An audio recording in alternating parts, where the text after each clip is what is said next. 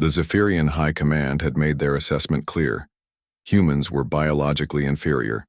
Their bones were brittle calcium composites, their skin offered no natural armor, and their lifespans barely reached a century. When the Galactic Coalition first encountered these peculiar bipeds from the third planet of an unremarkable yellow star, the consensus was unanimous. Humanity would serve best as laborers, perhaps scholars, but certainly never as warriors. Admiral Thexkar, his chitinous exoskeleton gleaming under the command bridge's artificial lighting, reviewed the intelligence reports one final time. The human colony of New Geneva had been established in what the Coalition now considered Zephyrian space. It would be a simple matter of removing these fragile creatures and claiming their surprisingly resource-rich world. Their military consists of barely 10,000 individuals, his tactical officer reported, mandibles clicking with amusement. Our forces number 50,000 elite Zephyrian shock troopers, plus 20,000 auxiliary forces from allied species.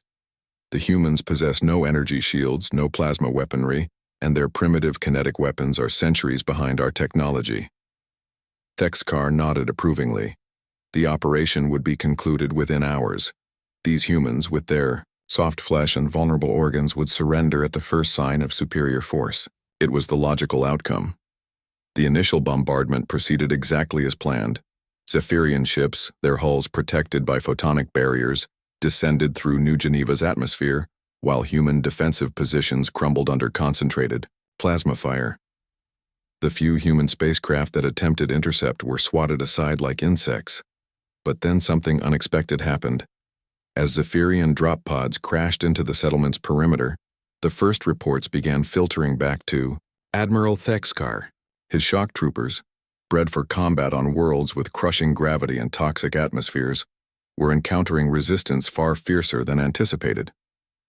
"Sir," his communications officer stammered, Battalion 7 reports, "difficulties. Elaborate. The humans aren't retreating. Despite taking significant casualties, they're counterattacking. Their primitive weapons are somehow penetrating our armor at close range. And, sir, they're not stopping when wounded." Thexkar's compound eyes narrowed. "Clarify that last statement." A human soldier, observed with what appeared to be fatal injuries, continued fighting for another 14 minutes. Another unit reported a human female who lost significant blood volume but maintained combat effectiveness by binding her wounds with torn fabric and continuing to engage. The Admiral dismissed this as exaggeration. No species continued fighting after sustaining mortal wounds. It was biologically impossible. But the reports kept coming. Sergeant Maria Santos had taken shrapnel across her left side when the Zephyrian plasma mortar had destroyed her bunker. The wound would have incapacitated most species in the galaxy. The chitinous Zephyrians would have retreated to molt and heal. The crystalline Vorthon would have required immediate medical intervention, and the gaseous ephemerae would have simply dispersed to avoid further damage. Maria Santos tied her jacket around the wound and kept firing.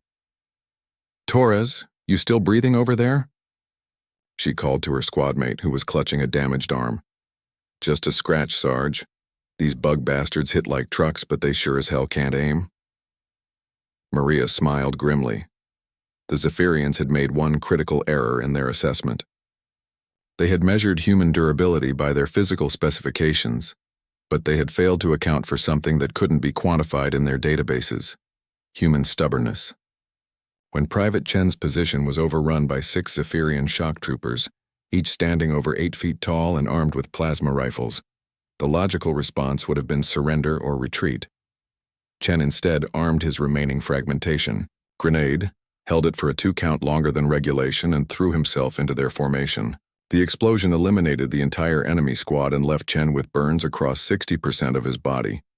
He was still conscious when the medics found him, asking if anyone had ammunition to spare. By the 4th hour of the engagement, Admiral Thexkar was receiving casualty reports that defied all tactical projections.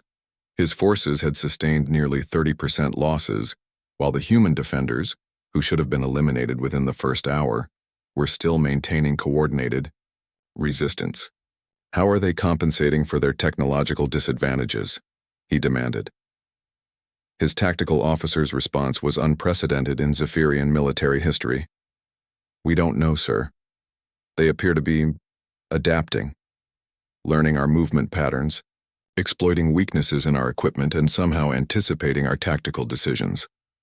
What the Zephyrians hadn't realized was that humans had been fighting each other for millennia. Every tactical innovation, every technological advantage, every strategic doctrine had been tested against opponents who shared the same adaptability, the same stubborn refusal to accept defeat. Humans didn't just fight, they evolved their fighting. Lieutenant Cole Martinez exemplified this adaptability. When his squad's kinetic weapons proved ineffective against Zephyrian armor at range, he studied the enemy movement patterns for 20 minutes, then led his team in a flanking maneuver that brought them within close quarters distance. There he discovered that human-manufactured blades could find gaps in alien armor that their own weapons couldn't penetrate. Turns out, he reported over the comm system, these bugs have joints just like anything else. You just have to get close enough to find them. By the 8th hour, Admiral Thexkar was facing the impossible. His technologically superior force was being systematically dismantled by a species his intelligence had dismissed as physically inferior. His troops, bred for aggression and trained for dominance, were discovering that humans possessed something the galaxy had never encountered: the ability to become more dangerous as circumstances became more desperate. The final blow came when Captain Sarah Kim, commanding the human defense, managed to capture a Zephyrian communication relay. Using battlefield improvised electronics and what the Coalition would later classify as impossible technical knowledge, she reprogrammed the system and turned the Zephyrians' own orbital bombardment against their ground forces. As Admiral Thexkar watched his invasion fleet retreat from New Geneva's orbit, his assessment of humanity underwent a fundamental revision. These creatures weren't fragile, they were anti-fragile. Every setback made them stronger. Every injury made them more determined, and every tactical disadvantage forced them to become more innovative. The Galactic Coalition's first military engagement with humanity ended not with human surrender, but with Zephyrian withdrawal and a new entry in their species classification database.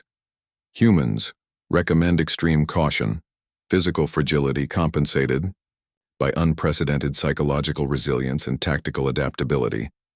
Do not engage without overwhelming force superiority. In the aftermath, as medics tended to the wounded and engineers began repairs, Captain Kim reflected on the day's events. The galaxy had judged humanity by their biology, but they had forgotten to account for something uniquely human: the absolute refusal to stay down when knocked down. The universe was about to learn that sometimes the most dangerous opponent isn't the strongest one, it's the one who simply won't quit.